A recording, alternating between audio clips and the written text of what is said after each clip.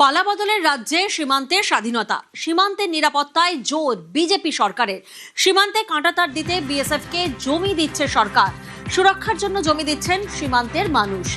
জমি পেয়ে সীমান্তে কাঁটাতার দেবে বিএসএফ, সুরক্ষার জন্য জমি দিতে পারে, খুশি সীমান্তের বাসিন্দারা।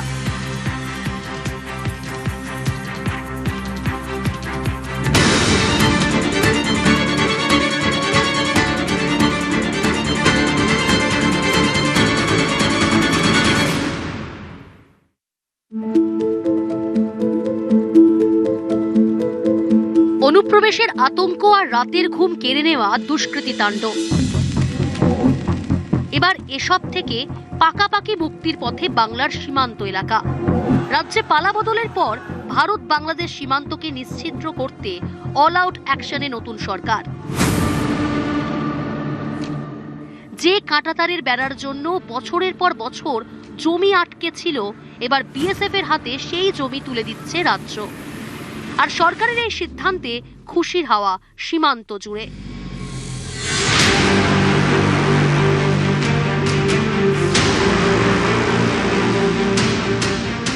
দেশ স্বাধীন হয়েছিল 1947 সালে।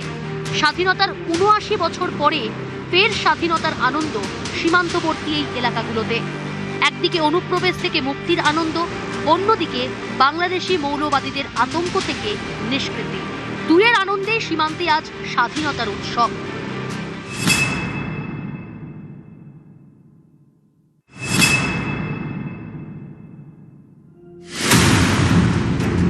মুর্শিদাবাদের জলঙ্গির সাগরপাড়া সীমান্ত এলাকা। জেলার প্রায় ৪২ কিলোমিটার সীমান্তে কাঁটাতার নেই। সেখানেই এবার কাঁটাতার বসানোর জন্য বিএসএফকে দেওয়া হয়েছে প্রায় ৩৯ একর জমি। সরকারের সিদ্ধান্তে কেটেছে অরক্ষিত রাতের ভয়। সীমান্ত জুড়ে বইছে স্বাধীনতার হাওয়া। এই এলাকাটা কিন্তু ছিল আগে পূর্ব পাকিস্তানের অন্তর্গত এবং এখানে স্বাধীনতা এসেছিল ৩ দিন পর। এবং পূর্ববঙ্গ থেকে অত্যাচারিত হয়ে ভিটেমাটি ছেড়ে তারা পদ্মা পেরিয়ে এই বিভিন্ন এলাকাতে, সীমান্ত এলাকাতে বসবাস শুরু করেছিল। কিন্তু যেহেতু কোনো রকমভাবে তার কাটা দিয়ে ঘেরা ছিল না, মাঝে মধ্যেই বাংলাদেশ থেকে অনুপ্রবেশকারীরা ঢুকে চুরি ডাকাতি, জমির ফসল এবং পাচারের কাজ করত এবং এই এলাকার মানুষের জীবন অতি কষ্টে কাটত। কিন্তু নতুন সরকার আসার পরেই ফেন্সিং দেওয়ার উদ্যোগ নিয়েছে। তার ফলে সীমান্ত এলাকার মানুষরা কিছুটা হলেও স্বস্তিতে রয়েছেন। পরে এসে ধরেন এখানে বসবাস করা, এখানে বাড়ি ঘর, এখানে অত্যাচার আগে যা ছিল তার সাথে আমরা অনেক সুরক্ষিত। আমরা এখন এটাতে ধরেন কাঁটাতারের বেড়া তেমন পরিষ্কার ঢুকতে পারছে না। আমাদের খুবই ভালো লাগছে, কারণ চোরাস চালানকারী যেভাবে উদ্বুদ্ধ হয়েছে তাতে এটা রোখা যাবে।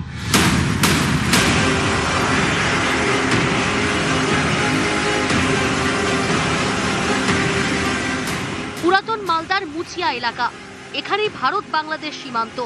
এখনো এখানে বসেনি কাঁটাতার। প্রতিদিন অনুপ্রবেশের ভয়, ওপার থেকে আসা চোর ডাকাতদের উপদ্রব আর গবাদি পশু চুরির আতঙ্ক। বছরের পর বছর এই অরক্ষিত সীমান্ত নিয়ে শুধু রাজনীতিই হয়েছে, কিন্তু নিরাপত্তা মেলেনি। এলাকাবাসীর মুখেই শুনুন ভয়াবহ অভিজ্ঞতার কথা। নদী দিয়ে যে কোনো সময় ওরা বাংলাদেশিরা চলে আসছে এবং এখান দিয়ে সাঁতার কেটে চলে যাচ্ছে।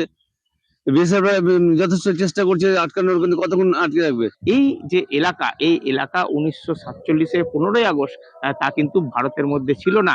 এই সব এলাকা চলে গিয়েছিল তৎকালীন পূর্ব পাকিস্তানের মধ্যে। ৩ দিন ধরে চরম উৎকণ্ঠা কাটিয়ে পাক সেনাদের দাপাদাপি চোখের সামনে প্রত্যক্ষ করেছিলেন এই সব এলাকার মানুষ। শেষ পর্যন্ত 18ই আগস্ট রেডিওতে তারা শোনেন যে মালদহের এই সব এলাকা সেটা ভারতভুক্তি হচ্ছে। সেই সময় উল্লাসের শেষ ছিল না, কিন্তু তারপর থেকে সীমান্ত সমস্যা দেখা যায়।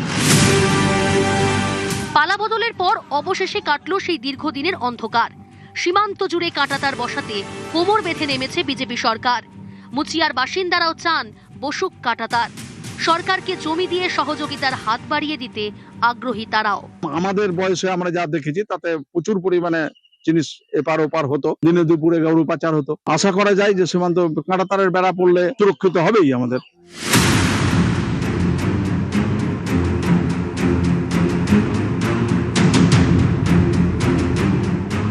নদিয়ার কৃষ্ণগঞ্জ ব্লক বানপুর মাটিয়ারি এলাকার বিজয়পুর সীমান্ত। পালাবদলের পর এখানেই নতুন করে কাঁটাতার দেওয়ার কাজ চলছে। একটা সময় অত্যাচার চলতো, ওপার থেকে এসে এখানে হামলা চালানো হতো, লুটপাট চালানো হতো, সীমান্ত সুরক্ষা নিয়ে বারবার প্রশ্ন উঠেছিল। তবে কাঁটাতার হয়ে গেলে এখানকার মানুষ আরো নিরাপদে থাকবেন, আরো শান্তিতে থাকবেন। আমরা খুব খুশি, তার কাটা হয়ে গেলে খুব খুশি। আমাদের এখানে চুরি ডাকাতি হইতো, সেটা বন্ধ হয়ে গিয়েছে। মাঠে ক্ষতি টতি হইতো, এখনো করে ক্ষতি, তবে তার কাটা হয়ে গেলে আর ক্ষতি হবে না।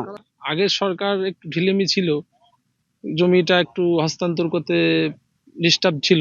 এখন নতুন সরকার এসেছে, আর কোনো সমস্যা নেই, খুব তাড়াতাড়ি শীঘ্রই কাঁটাতারটা হয়ে যাবে মনে হচ্ছে। হয়ে গেলে আমরাও খুব মানে নিরাপত্তার দিক থেকে খুব ভালোভাবে এখানে থাকতে পারবো।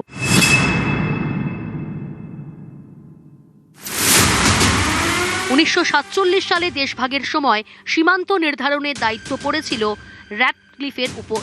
1947 সালের 12ই অগস্টের মধ্যে সীমান্ত চূড়ান্ত হয়ে গেলেও অশান্তির আশঙ্কায় তা প্রকাশ করেনি ব্রিটিশ সরকার। প্রশাসনিক স্তরে যে আভাস পাওয়া গিয়েছিল তাতে দেখা যায় মুর্শিদাবাদ, নদিয়া, মালদা জেলার কিছু হিন্দু প্রভাবিত এলাকা পূর্ব পাকিস্তানে ঢুকে গিয়েছে। 15ই অগস্ট স্বাধীনতার দিন পাকিস্তানের পতাকা ওড়ে এই এলাকাগুলিতে। প্রশাসনের ভুলে 72 ঘন্টা বাংলাদেশি মৌলবাদীদের শাসানি সহ্য করতে হয় নিরীহ এই মানুষগুলোকে। সেই রাতগুলো ছিল রাতের থেকেও অন্ধকার, বিভীষিকার 3 দিন। সে সময় শিবেন্দু শেখর রায়ের মতো সংগ্রামীরা দরবার করেন শ্যামাপ্রসাদ মুখোপাধ্যায়ের কাছে। শ্যামাপ্রসাদ মুখোপাধ্যায়, জওহরলাল নেহেরু, সর্দার বল্লভভাই প্যাটেল সবাই মিলে লর্ড মাউন্ট ব্যাটেনকে বোঝান এইভাবে দেশভাগ হলে ভাগীরথী হুগলির জলের উৎস বাংলাদেশে চলে যাবে, ফলে বন্দর হিসেবে কলকাতার কোনো গুরুত্বই থাকবে না। 17ই অগস্ট রাতে রেডিওতে ম্যাপের চূড়ান্ত ঘোষণা হয়। স্বস্তি ফেরে এই এলাকার বাসিন্দাদের। 15ই অগস্টের 3 দিন পর এই মাটিতে ওড়ে ভারতের পতাকা। তাই এখানে স্বাধীনতা পালন হয় 18ই অগস্ট।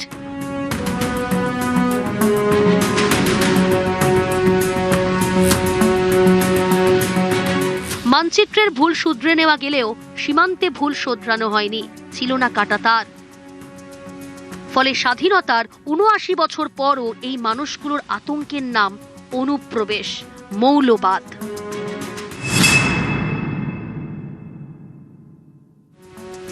রাজ্যে পালাবদলের পর সীমান্তেও দিন বদল।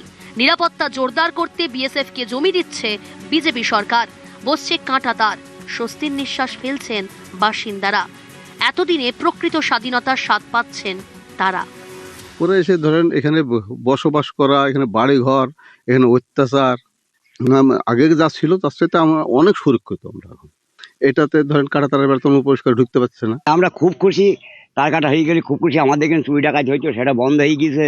মাঠে ক্ষতি টতি হইতো, এখনো করে ক্ষতি, তবে তার কাটা হয়ে গেলে আর ক্ষতি হবে না। নিউজ 18 বাংলা।